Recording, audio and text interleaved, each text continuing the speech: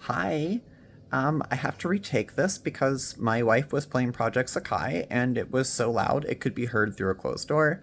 And I don't want to get banned on YouTube again. So I am not going to post anything that sounds like Project Sakai. Because just so you all know, that's copyrighted shit. So I'm going to do my best moving forward, including this video, to reinforce, I guess, the purpose of this, that it's supposed to be A, supportive, B, informative as far as like what you can expect going through male to female transitioning. I'm at about the 10-month mark now of HRT, so I haven't had a whole lot of physical changes done. Here is, after all day of being at work, here is what IPL looks like after 4 treatments. It's still pretty bad, like through the neck, and I've got some makeup on still, so like it kind of covers, but you can see it. The shadow is still there. But all in all, it is getting a lot better. It is noticeably better. I am definitely going to keep doing it. And that brings me to, yeah, so be supportive, don't be hateful. If you are going to say something that is contrary to what other people or myself are talking about, please do so respectfully. I welcome all diverse opinions. But what we're not going to do here is be disrespectful to one another and hate on each other. This is a no-hate zone. So anyway, with all that being said, I had a good thing happen today at work. I finally, I think, have a resolution to the issue that I've been going through with the third shift at my place of employment. They are super MAGA. Some of them more so than others, but it's a group of people that all know each other outside of work. So,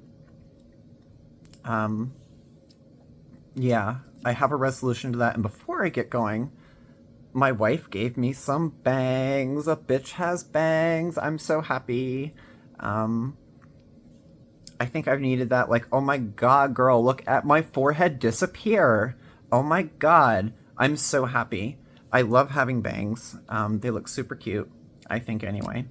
And they do hide a lot of forehead. So tip to all of you Bricks to be dolls, make sure that you do a bang if you have a lot of forehead, like myself.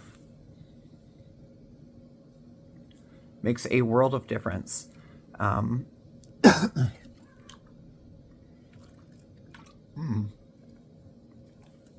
This video is sponsored by Gatorade.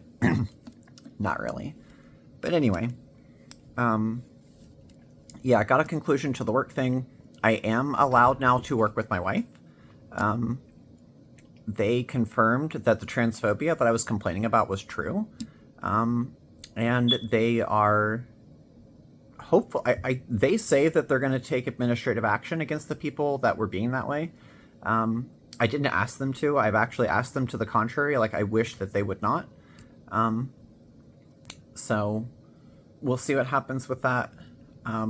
So I guess I'll talk a little bit about that in the effort of, like, if you are a trans person and you are experiencing inequality at work, here are some different things that I went through, and as it started to escalate, what it looked like, and how I dealt with it and got a resolution to my issue. My cat just ran off with my fucking Gatorade lid. What have you done with it? Anyway, so it started out with, like, really little stuff. It started out with, like, usually it was like, you know, I would walk into work with this necklace on. This one. And what she basically told me was that I had to cover it right away. Like, that has to be away. And I hadn't even clocked in yet, mind you. So I didn't even have to be in uniform standard yet. And I had already been clocked on my uniform. Keep in mind that someone had been there for 3 hours on that, like, clique of people that's, like, in the in-group that I'm saying was getting, like, other privileges. She had had the exact same necklace on for 3 hours, out and about. The only difference was it was black. And she's actually a Christian, but that's a whole nother discussion. So anyway, it's like, it starts out like that, right? Like, it's small stuff, and you're, like, sitting there going, at least me anyway, I was like, dude, there's different fucking rules. Some of us around here have different rules. I I knew this was going to happen. I told you guys I knew this was the thing. Here it is. How is it that I haven't even clocked in yet and I'm getting clocked? And that bitch has been here for 3 hours and her shit's still out. Are you kidding me? Are you kidding me? So it starts with, okay, there I found myself. Hi, Mr. Kitty. That's the one that stole my bottle cap. She's so cute.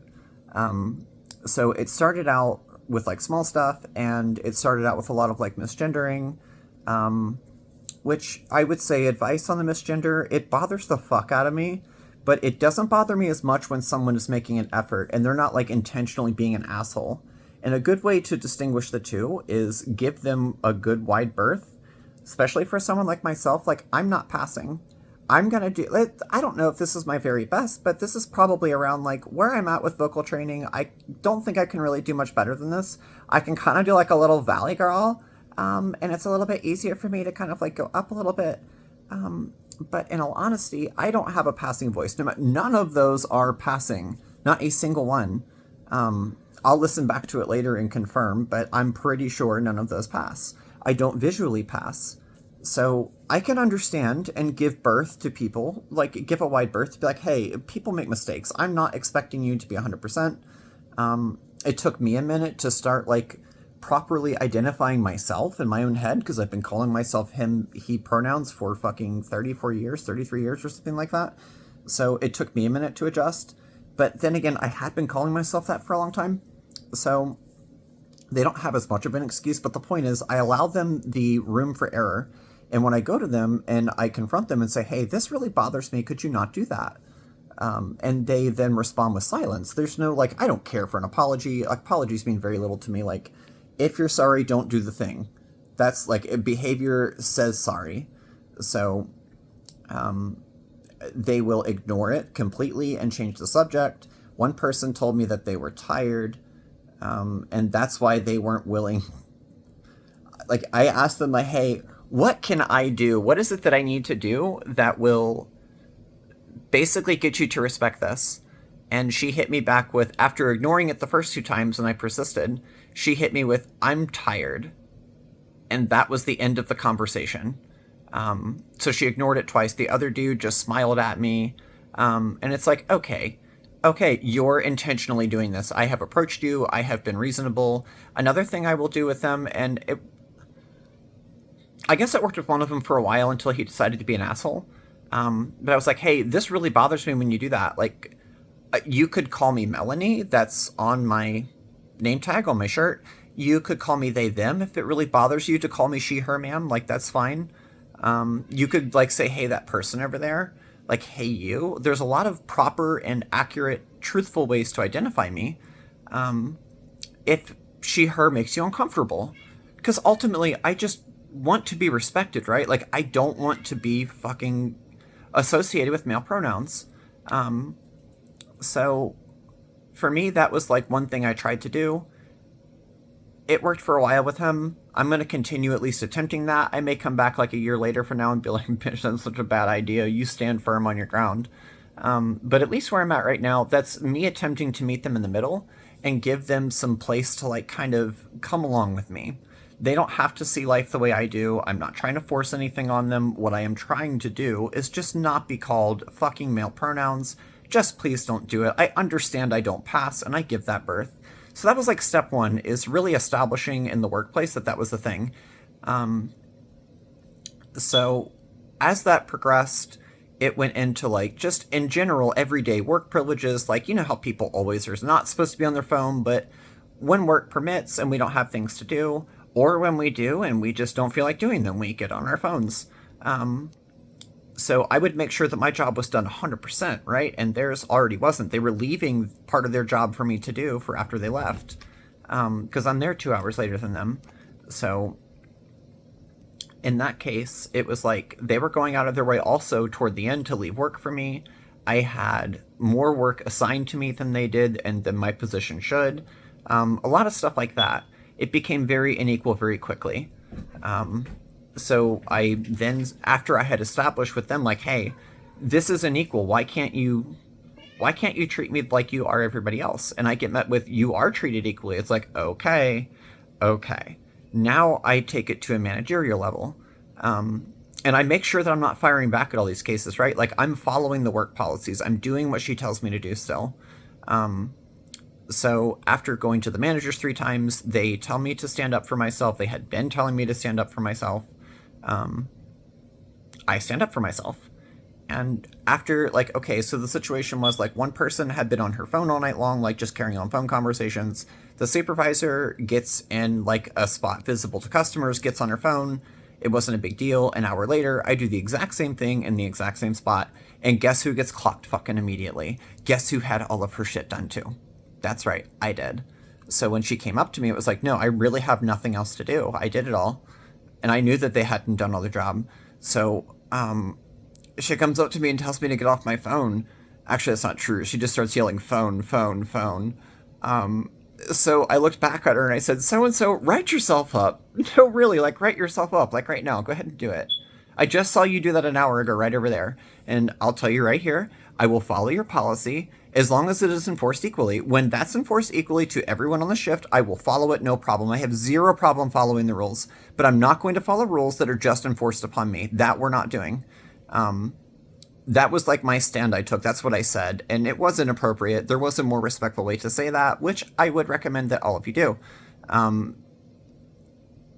I like, okay, so when the manager talked to me about it, okay, so she pulls me outside, starts yelling at me after we get in like a yes and no match. She's like, you really disrespect me. Why would you do that? And there's like customers out there, right? It's a gas station. So there's like a bunch of people outside. And I was like, I'm just asking that you treat me equally and respectfully. That's all I'm asking. I just want equality. And she starts yelling at me that I am. I'm like, no, I'm not. I'm just not. And so she starts to verbally berate me and yell. And I say, look, I'm not interested in the back and forth. We're not doing this. When the GM gets here, we can talk to him if you would like to continue this conversation. And she storms off back inside, starts shit talking. And I'm like, okay. All right, you are literally digging yourself a hole, and I didn't ask you to dig it. I'm not digging it for you, nor do I want you in the hole. Like, we're chilling still. I'm just asking you to respect me and treat me well, the same way you treat everybody else. That's all I'm asking for. Don't give me unfair work assignments. Like, this is ridiculous. When everyone else is expected to do what I'm doing, then we're chilling. So...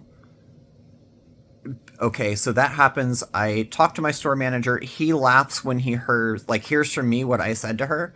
I don't know if she had told him or not, but for whatever reason, when I said it he just laughed. So I didn't end up getting in trouble for that. They tried to write me up for it, but the thing that they coached me to do, I had already done 3 times, and the manager advice was to stand up for myself, which I did. They did not okay what I said to her or laughing at her. But you know, I did do what they wanted me to do already. It wasn't effective. So then they escalated the problem for me. And keep in mind, this whole time, I'm like begging for them not to discipline these people. I just want the problem to go away. It shouldn't be that big a deal. And I was completely like pacifist the whole time. I asked for 0 retaliation. I still want none. I do think they're getting kind of what they have coming to them right now. The company is probably going to take some action against them. But I honestly don't even want them to do it. I would be chill if we just separated and we all just did our thing. And I recommend to the manager that he don't hire any trans people, for that specific shift anyway. The other ones I haven't had that issue with. At 3 different stores crews, I have not had that issue except this one on night crew. So I was like, hey, for this store, when I get transferred out, like, please don't hire another trans person. In fact, don't hire anyone that MAGA doesn't agree with. Like, on that shift, that's a bad idea. And that's like where I'm insisting that I don't want retaliation. I just am over it. I've already done my bit for GLBT fight. I was a Marine and I had to go through the Don't Ask, Don't Tell when that was being repealed for dating a trans lady. So I had already done like my part to help move that forward and get Don't Ask, Don't Tell repealed. So I'm kind of 35 now. I was 19 then. I am not trying to take on any more fights. I just want to go to work and go home. So the important part about how I handled all of this, like now, by the way, the district manager knows about it. I didn't have to escalate it. I didn't have to go to HR. The district reached out to me, and we solved the problem. I get to work with my wife. I hit them back with like, hey, you guys want a supportive environment for me where I'm treated fairly, I'm not discriminated against, right? Like my wife provides all of that. And I obviously she wants her to do a great job, but aside from her, no one wants her to do a better job in that building than me. And I basically sold them on all the things that an employer would want. Like, and for those of you who don't have like a wife or spouse or whoever that you're trying to work with, the company is keeping you from, this probably doesn't apply. But the point is like, I'm going about this all like using their company mantra to suit my advantage. I have to play by their rules, but where can I find that their rules are not being applied properly or that I'm negatively being affected by the things they claim they don't want? And it was very easy for me to prove my case. It was very, very easy just because I went about it the right way, right? Like I was chill. I gave people the benefit of the doubt. I didn't walk up in there screaming about pronouns. I'm not screaming for any retaliatory action. And because of that, the company was quick to pick it up for me. I didn't have to push. And I would say that it's incredibly important right now for trans people anyway. While we are waiting for representation to pick back up, I'm going to see if I can fix that a little bit. While we are waiting for representation to kind of pick back up, I think it's important for us to just stay in the clear. And if it means we're going to have to put up with some bullshit for a while, probably. I think we probably do. Unless you're passing, you probably are going to have some extra bullshit. And it is bullshit. It's not fair. It's not right. It's like if you have a bomb victim or something like that. Like, let's say it's someone from, a war and they have a face disfigurement or something like that. Like, we should not preclude them from things just because we don't understand their condition, because they look a little different than us. That's not appropriate. So I would just lean heavily on staying in the clear. Make sure that your employer is trans friendly before you get hired. And if you do have an issue, stick by the company policy. Just follow the company mantra. Do what they ask you to do. And wait for your moment and pick it. Make sure that it's a battle you know you're going to win. Don't pick a battle that you could lose. And stand up for yourself. Find allies. In my case, my wife works at another store, so I knew exactly where I wanted to go, where I could find support. Let's say that that doesn't exist for you. If I were you in that situation, I would take the opportunity to still do the manager stuff. But when it gets to time 2 or 3, and you're still not seeing a practical difference, I would at that point probably start calling around to other stores, since you now know that your company's trans friendly. They're fine with hiring you. But I would call around to other stores and figure out which ones specifically are very trans friendly, which ones are going to be a supportive staff and get behind you in that way. And my managers were. One of my managers is actually trans, so she is all the way fucking behind me, but sometimes they can't corral people when they decide to just not listen. The same way I decided to not listen and not put my phone away. So yeah, it is that way. It's going to be that way.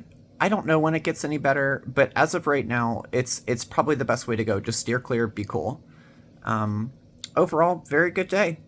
At the end of the day, I get to work with my wife. I'm so excited. Yeah, I do another IPL treatment tomorrow, so probably, I guess not tomorrow, but like whenever I wake up and shave, I'll do one afterward. You're supposed to wait like 24 hours after you use it to shave, so I try and like shave, do my IPL, do my makeup, and then I'm chill. So anyway, I guess that's probably all I have. To wrap that all up, I think I already did a couple of times, so I'm not going to bother again. I'll see you next time.